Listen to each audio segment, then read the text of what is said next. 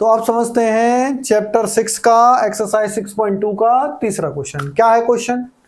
In figure 6.30, ये figure 6.30 आपको दिख रही है, इसके अंदर इफ ए बी पैरेलल है सी डी के, यानी ये जो लाइन दिख रही है ना ए बी, ये पैरेलल है किसके?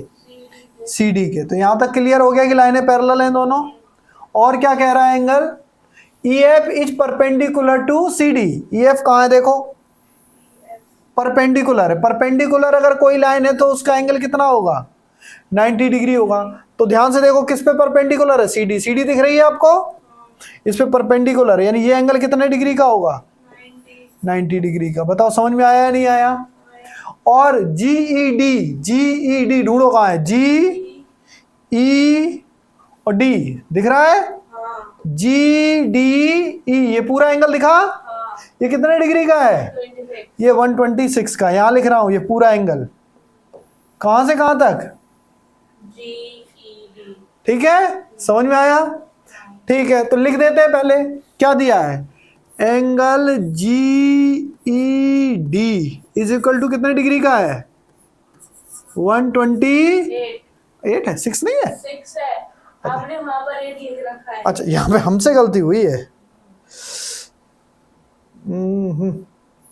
अगर ऐसे मिटाएंगे सब कुछ मिट जाएगा, रहने दो। ऐसा करते हैं, इसी को ऊपर 6 लिख देता हूँ। समझ में आया? 6 हो गया, ठीक है, ये सब मिट जाएगा।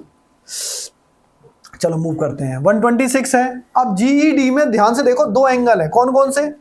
ये एंगल प्लस ये एंगल है या नहीं है? तो इसे लिख सकते हैं जी ई एफ।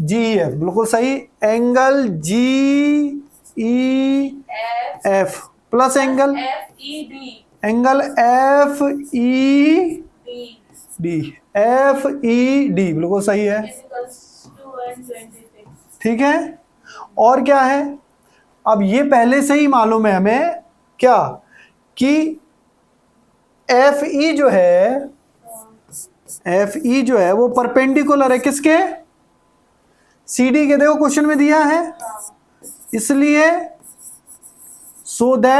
इसलिए एंगल एफ ई डी कितने डिग्री का है? 90 डिग्री। बताओ यहां तक कोई कंफ्यूजन है? नहीं। ये तो हमने पहले ही बता दिया था, क्वेश्चन में लिखा हुआ है देखो, E F is perpendicular to C D. E F is perpendicular to C D, ठीक है। तो ये एंगल 90 डिग्री का है। तो यहां पर हम क्या डाल सकते हैं? 90 डाल सकते हैं। तो एंगल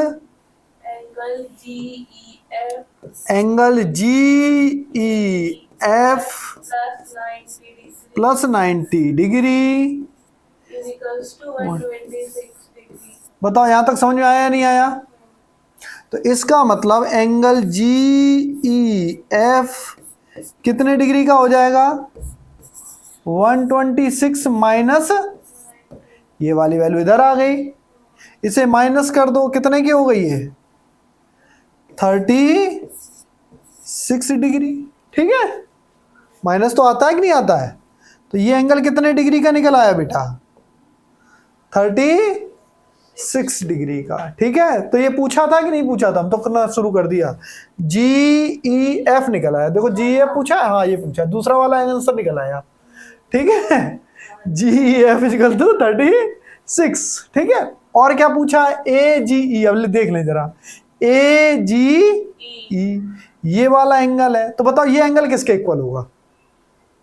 ये तो बहुत ही आसान पूछ लिया इन्होंने, सोच के बताओ। ये हाँ 36 होगा।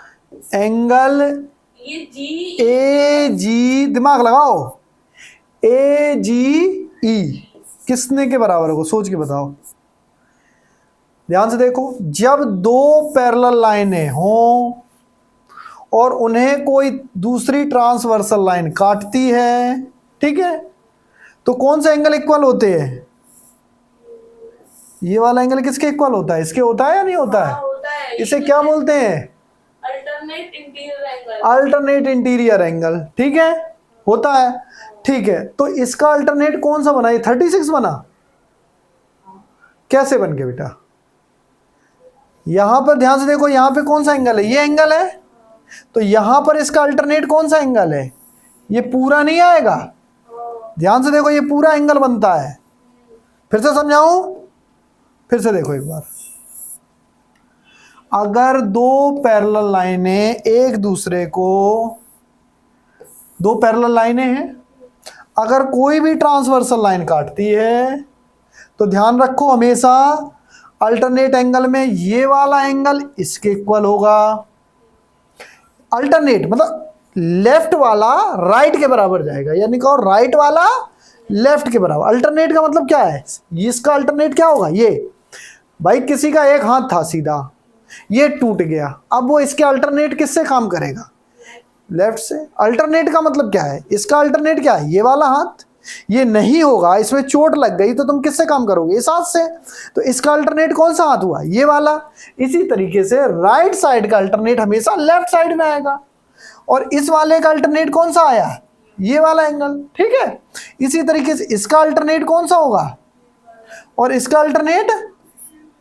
अब ध्यान से ये देखो तुम कि जब मैं इस एंगल की बात कर रहा हूं तो ये पूरा एंगल आएगा जहां तक वो पैरेलल लाइन है। देखो ये पैरेलल लाइन यहां तक है, आधा थोड़ी ना आएगा।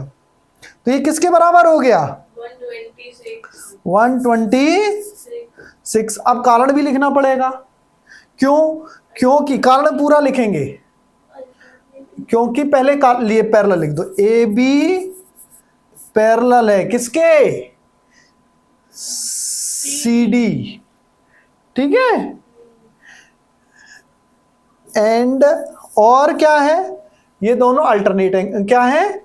Angle A ji E is, क्या बोलेंगे हम इसे? Alternate interior angle. खुद लिख लोगे ऑफ किसका? Of G E D. ठीक है, ये तो लिख ही लोगे, alternate interior angle of G E D. ठीक है, तो इसलिए ये बराबर हो गए, तो ये भी निकल आया। और क्या पूछा है? एफ जी ई। तो ढूंढो कहाँ है? एफ जी ई। ये वाला एंगल तो बड़े प्यार से निकल आएगा। पूछो कैसे? ये एंगल कितने का हो गया? 126। हाँ। इसे तो तुम खुद कर लोगे। ये एंगल कैसे निकलेगा बताओ? ये लीनियर पेयर है। लीनियर पेयर है, बहुत आसान है। यानी 126 और प्लस ये वाला एंगल और प्लस ये वाला एंगल, इसको क्या बोलेंगे? एफ जी ई। इन दोनों का टोटल कितना होगा? 180। कारण क्या लिखोगे ब्रैकेट में? Linear pair. तो बस एफ जी ई कितने के बराबर हो गया बेटा? 180 माइनस 126 माइनस कर लो तो कितना आएगा? 34 है। बर्बाद कर दिया लड़की ने मैथ। 54। ठीक है, समझ में आ गए सारे एंगल? कोई कंफ्यूजन है? नहीं है? पॉज करो।